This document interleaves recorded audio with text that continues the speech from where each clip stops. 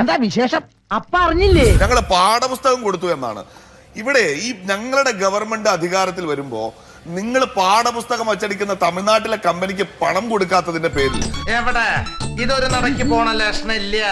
ഞാൻ ഇവന്റെ 2 വാങ്ങിച്ചിട്ടേ പോവുള്ളൂ. പാഠപുസ്തകങ്ങൾ അച്ചടി പൂർത്തിയാക്കാതെ വന്നപ്പോ താങ്കൾ ഇവിടെ ഇരുന്ന് പരിഹസിച്ച ലീഗിന്റെ മന്ത്രി താല്പര്യമെടുത്ത് കൊടുത്ത പാഠപുസ്തകം കൊണ്ടാണ് ഇപ്പൊ കേരളത്തിലെ കുട്ടികൾ ഇരുന്ന് പഠിക്കുന്നത് എന്ന് അങ്ങ് മറന്നു പോകണ്ട. എല്ലാം ഇയാൾക്കറിയാം. ശരിയല്ലടോ? അതെ അതെ ശരിയാണ്. കോടികൾ പിന്നെ കെട്ടിപ്പടുത്ത ഈ വിദ്യാഭ്യാസത്തെ കുറിച്ച് പറഞ്ഞല്ലോ. നിങ്ങൾ എന്തിനാ ഇപ്പൊ ഇങ്ങനെ ഇരിക്കുന്നതെന്ന് അറിയോ?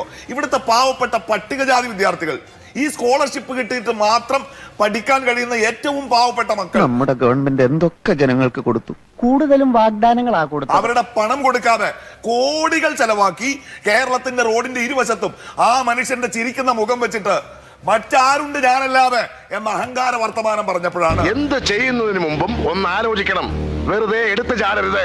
എന്താ ഇപ്പൊ എടുത്തു ചാടിയാല്? കുണ്ടി കുത്തി വീഴും. 3 കൊല്ലത്തോളം ഒപ്പിടാതെ തള്ളിയ നിങ്ങൾ, 2 കൊല്ലം ഒപ്പിട്ട് തള്ളിയ നിങ്ങൾ തള്ള അവസാനിപ്പിച്ചിട്ട് പോയിക്കോ എന്ന് കേരളത്തിലെ ജനങ്ങൾ പറഞ്ഞത് എന്ന് മനസ്സിലാക്കിയിട്ട് വേണം താങ്കൾ ആവേശത്തോടെ ഇവിടെ കിടന്ന് ഇരിക്കുന്ന സീറ്റിൽ നിന്ന് ചാടി എഴുന്നേൽക്കാൻ.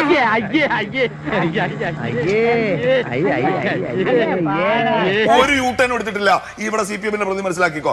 നിങ്ങളൊരു വണ്ടി തള്ളിക്കൊണ്ടുവന്നു, ആ വണ്ടി അവിടെ ഇട്ടു, നിങ്ങളത് ടെർമിനേറ്റ് ചെയ്തില്ല. രാഘവൻ പറഞ്ഞത് വാസ്തവം. ഞങ്ങൾ വന്നിട്ട് 1 മാസമേ ആയിട്ടുള്ളൂ. ഞങ്ങളുടെ മന്ത്രിസഭാ സമിതി യോഗം ചേരും.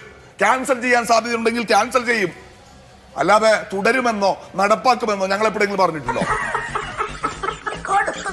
താങ്കൾ നിരന്തരം ചോദിക്കുകയാണ് PM-ശ്രീ പദ്ധതി കേരളത്തിൽ നടപ്പാക്കും, എന്ത് അജണ്ട RSS മുന്നോട്ട് വെച്ചാലും നടപ്പാക്കും എന്ന് പറഞ്ഞിട്ടുണ്ടോ? അതിപ്പോ ശിവൻകുട്ടി, NEP-യോടുള്ള ഞങ്ങളുടെ നിലപാട് മാറി എന്ന് പറയുന്ന അഭിലാഷ് കേട്ടിട്ടില്ലേ കേരളത്തില്? ആ ന്യായീകരണത്തിന് 5-6 ദിവസം ഉണ്ടല്ലോ ഈ കത്തയക്കുന്നതിനിടയിൽ. അതിന് ശിവൻകുട്ടി പറഞ്ഞില്ലേ NEP-യോടുള്ള നിലപാട് ഞങ്ങൾ മാറ്റിയെന്ന് പറഞ്ഞിട്ടില്ലേ? അതുപോലും വർത്തമാനം സതീശൻ പറഞ്ഞു. ഞങ്ങളിത് ഞങ്ങളുടെ ഭാഗത്ത് നിന്ന് ഇത് ക്യാൻസൽ ചെയ്യുന്നു എന്ന് അന്നത്തെ കേരള ഗവൺമെന്റ് പറഞ്ഞിട്ടില്ല. നിങ്ങൾ വിചാരിക്കുന്നത് നിസാരല്ല ഈ വിഷയം. ഇത് കരുതലോടെ കൈകാര്യം ചെയ്തില്ലെങ്കിൽ കൈവിട്ടു പോകുന്ന വലിയൊരു കെണിയുടെ മുനമ്പിലാണ്. പഞ്ചാബ് ഗവൺമെന്റ് ഒരു ഘട്ടത്തിൽ ഇത് ഒപ്പിട്ടു, പിന്നീട് അവർ അതിൽ നിന്ന് പിൻവാങ്ങി കത്ത് കൊടുത്തു. പിന്നെ എന്താ ചെയ്തെന്നറിയോ? അതേ ഗവൺമെന്റ്, പാർട്ടി മാറിയിട്ടൊന്നുമില്ല, AAP ഗവൺമെന്റിന്റെ കാലത്താണ് അവരതിൽ റീജോയിൻ ചെയ്യുന്ന സ്ഥിതി ഉണ്ടായി. മനസ്സിലായില്ല? മനസ്സിലാക്കാൻ എന്റെ പാർട്ടിക്കാരെ പോലെ തന്നെ നിനക്കും കുറച്ച് ടൈം എടുക്കും. MOU-ന് ഒരു വിലയില്ല, അതിനൊരു ലീഗൽ വാലിഡിറ്റി ഒന്നുമില്ല എന്ന് ഇവിടെ ഇരുന്ന് വെറുതെ പറഞ്ഞിട്ടൊന്നും കാര്യമില്ല. അതിന് ലീഗൽ വാലിഡിറ്റി ഉണ്ടല്ലേ 2 കക്ഷികൾ ഒപ്പിടുന്നത്. ഞങ്ങൾ പറഞ്ഞില്ല അത് വഴിയിലിടുകയാണോ വേണ്ടത്, അതിൽ നിന്ന് പിന്മാറുകയാണോ വേണ്ടത്? 7 മാസം ഒരൊറ്റ യോഗം പോലും ചേരാതിരുന്ന മന്ത്രിസഭാ ഉപസമിതി അല്ല. ഞങ്ങൾ കേരളത്തിന് ഉറപ്പ് കൊടുക്കുകയാണ്, ഈ സമിതി യോഗം ചേരും, അത് പരിശോധിക്കും. നാശത്തിലേക്കാണ് നിങ്ങൾ പോകുന്നത്. അത് ഞങ്ങൾ അങ്ങ് സഹിച്ചു. ഇത് ഉണ്ടാക്കുന്ന പൊളിറ്റിക്കൽ ഇംപ്ലിക്കേഷൻസ് എന്താണ് ഷിബു മീരാൻ? അറബിക്കടലിൽ മുസല്ലയിട്ട് നിസ്കരിച്ചാലും RSS-ഉമായിട്ട് ഞങ്ങൾ സന്ധി ചെയ്യില്ല എന്ന് പ്രഖ്യാപിച്ച നേതാവിന്റെ അണികൾ RSS ആരുടെ ഈ NEP-യുടെ അടിയിൽ ആ താമ്രപത്രത്തിൽ ഒപ്പിടാൻ പോവാണെന്ന് പറഞ്ഞാൽ പിന്നെ എന്ത് പൊളിറ്റിക്സ് ആണ് നിങ്ങൾക്ക് മുമ്പോട്ട് വെക്കാറുള്ളത്? അത് കറക്റ്റാണ്. തെറ്റാണ് അങ്ങ് പറഞ്ഞത്. വസ്തുതകൾ തെറ്റിദ്ധരിപ്പിക്കുകയാണ്. അതിന് താഴെ ഒപ്പിട്ടത് ഞങ്ങളല്ല. അവൻ പറഞ്ഞ നേരെ ഉളുപ്പ് വേണമെന്ന് പറയില്ല ഒപ്പിട്ടവരെ കുറിച്ച്.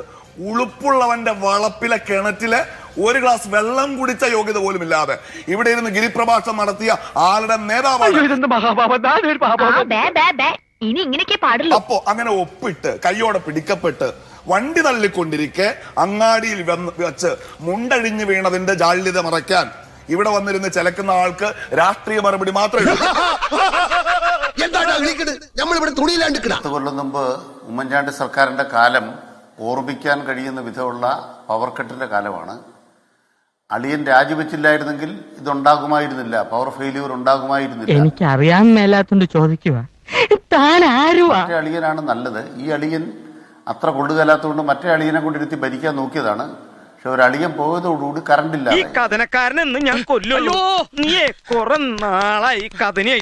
ഇപ്പൊ കേരളത്തിൽ പവർ കട്ടാണ്.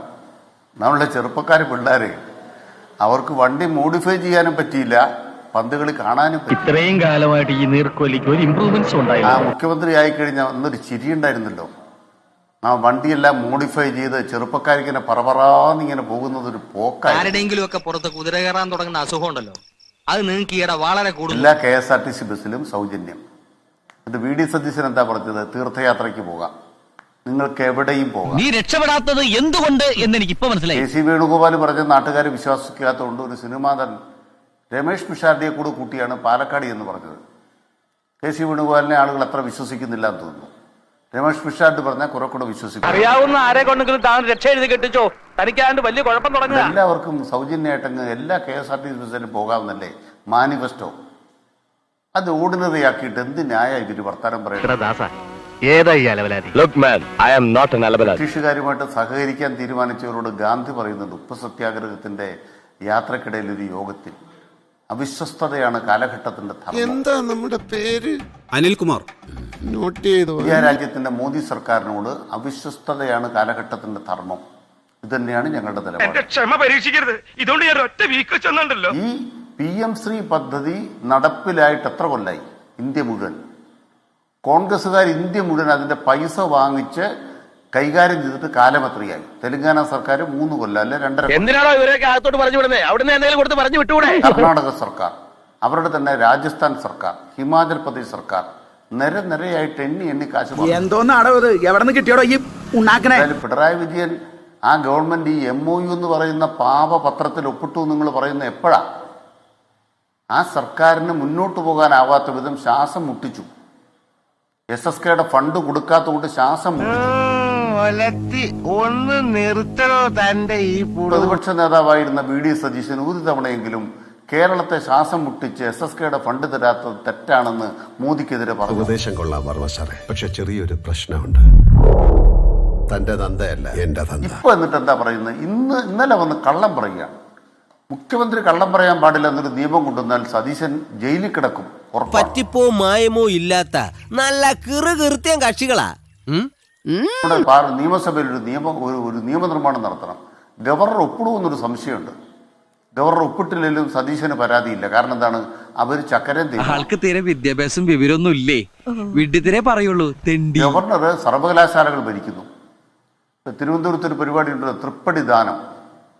പണ്ട് ശ്രീ പത്മനാഭസ്വാമിക്ക് ആ രാജ്യാധികാരം മുഴുവൻ കൈമാറിയ തിരുവിതാംകൂറിലെ മഹാരാജാവിനെ പോലെ സർവകലാശാലകൾ മുഴുവൻ കൈമാറി. മനുഷ്യനെ നാണം കെടുത്താനായിട്ട് ഓരോ കോമാളി വേഷോട്ടോണ്ട് ഇറങ്ങിയിരിക്കുക.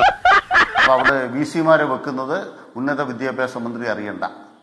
അവിടെ 19 പേരെയാണ് ഈ മഹാത്മാഗാന്ധിയുടെ തല വെട്ടിയിട്ട് കോട്ടയത്ത് ഗാന്ധി സർവകലാശാല സെനറ്റ് വെച്ചത്. ഒരു പരാതി ആരും പറഞ്ഞു കേട്ടില്ല. ഞാൻ അവനെ വിളിച്ചൊന്ന് ഉപദേശിക്കാം, അല്ലാതെ കേസാക്കാനുള്ള വകുപ്പൊന്നും കാണിച്ച് തെറ്റാണെന്ന് ആരും പറഞ്ഞു കേട്ടില്ല. അപ്പൊ പിന്നെ എന്ത് സംഭവിച്ചു? അടുത്ത പരിപാടിക്ക് തുടങ്ങി. യോഗാ ദിനത്തിന് വേണ്ടി വകുപ്പ് ഉദ്യോഗസ്ഥന്മാരെയെല്ലാം ഗവർണർ നേരിട്ട് വിളിക്കാൻ. വെറുതെ വിളിക്കാൻ തുടങ്ങിയതല്ല. ആ ഗവർണറുടെ ഓഫീസിൽ RSSന്റെ ഒരു പ്രധാനപ്പെട്ട ആളെ വെച്ചിട്ടുണ്ട്. BJPയുടെ നേതാവ്. നീ ഒന്നും പണയണ്ട. അപ്പോ നാളെ നേരത്തെ തന്നെ ഇങ്ങോട്ട് എത്തണം കേട്ടോ? ശരി.